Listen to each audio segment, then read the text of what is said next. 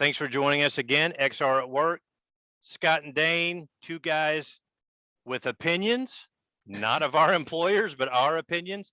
We want to talk about something real quick that's kind of timely as we sit here in early February 2022. And there's been a lot of news lately, and we think there's some good news in some of the news that's happening. What's the news that's going on, Dane, and why is this not cause for panic and setting your hair on fire? Yeah, so there was some hype that came out kind of later this or earlier, I guess later last week, where people were saying that the HoloLens 3 was going to be canned and that Microsoft was not continuing with the HoloLens. And I think it's important for us as practitioners to kind of weigh in on, what the situation is and how we're thinking about this, as we look to deploy HoloLenses, in our own facilities. So I'm going to take a stab at it first, Scott, real quick, and then I'll ask your opinion. So I think the big thing to call out here is that nobody knows anything yet. Microsoft hasn't made official statements on it. There's articles that you can find both ways. Some say that the HoloLens is going to be around. Some say that it's not going to be around. So if you have HoloLenses that are out in the field and you guys rely on them, at this point, I would just take a deep breath and wait to hear more. I think in this space too, because there hasn't been, if you look at like the iPhone, right, there's been a ton of different generations, right? And I think we should start to look at AR glasses and XR headsets in a similar manner. Is that just because the iPhone 13 comes out doesn't mean that your iPhone 11 isn't going to work, right? And so obviously Microsoft's making big bets in the metaverse space, and so Microsoft's not exiting by getting rid of the HoloLens. So we just kind of wanted to make that point, or I guess give that perspective. Scott, what do you think? Well, we have no inside information. We know what's on the web just like everybody else, right? But like you and I have talked about, Dane, I think the message we want to put out from XR at Work, Dane and Scott, is that no need to set your hair on fire. I don't have a whole lot left to be setting on fire anyway, but take it easy, take a deep breath.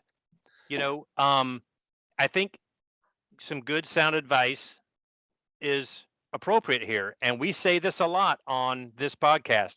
You don't go buy 300 of anything, right?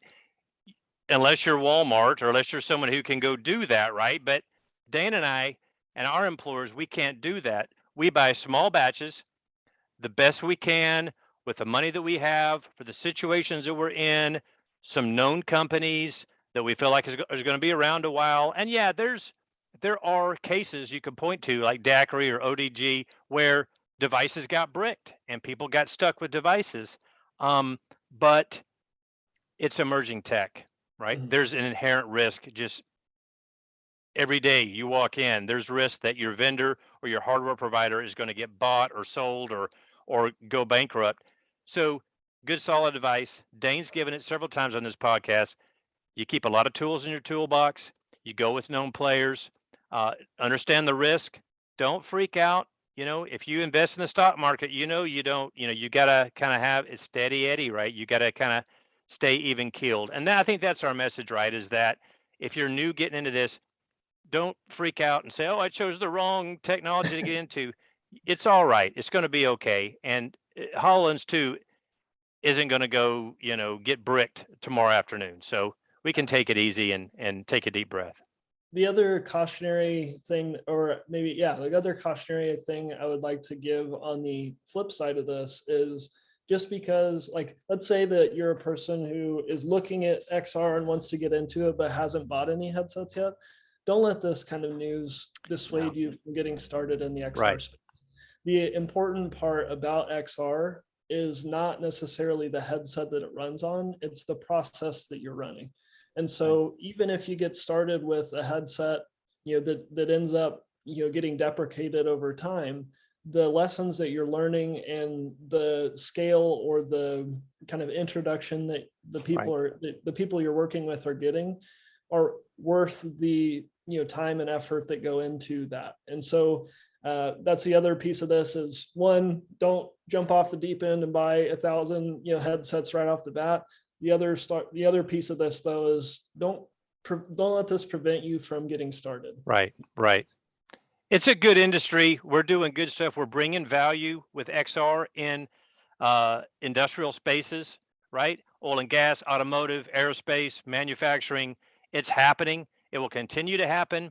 There's going to be ups and downs along the way, and we can all just stick close to each other, right? And call somebody if you got a question, right? But I think it's no cause for alarm, right? And we just wanted to share that with you guys.